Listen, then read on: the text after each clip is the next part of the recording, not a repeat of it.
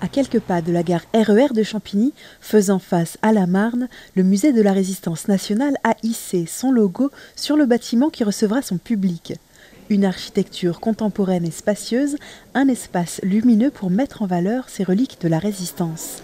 On conserve les œuvres dans l'espace Jean-Louis Crémieux-Briac, avenue Max Dormoy à Champigny, qui est un espace de conservation aux normes. Voilà, il faut penser à la conservation de très long terme de ces œuvres qui peuvent s'abîmer.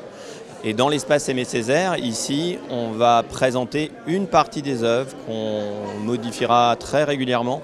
L'enjeu là, c'est de faire comprendre cette histoire et cette mémoire de la Résistance, de parler au public. Et pour ça, il faut qu'ils voient un maximum d'œuvres, avec une rotation de ces œuvres pour les protéger et aussi pour varier le discours, transmettre toujours de façon différente et toucher un maximum de public.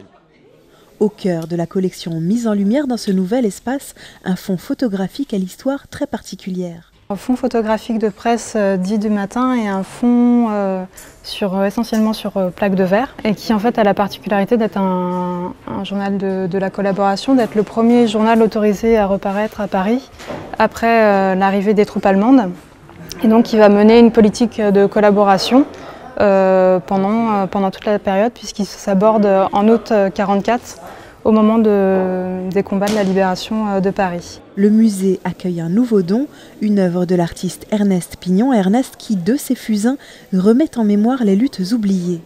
Elles ont été faites à l'occasion de l'entrée au Panthéon de 4 grandes personnalités de la Résistance qui représentaient des courants importants, le gaullisme, les socialistes, les radicaux et tout ça. Mais il n'y a pas de représentants de la classe ouvrière, d'ouvriers, il n'y avait pas de communistes, alors que dans la Résistance, le courant communiste a été une chose essentielle et au moins importante. J'avais le sentiment qu'un pan de la Résistance n'avait pas été représenté dans ce choix. J'ai ajouté Manouchian symboliquement, parce qu'il incarne l'apport essentiel du Parti communiste et de la classe ouvrière dans la France combattante, vous voyez. Retrouvez informations, programmation ou souscription citoyenne sur le nouveau site www.musée-résistance.com.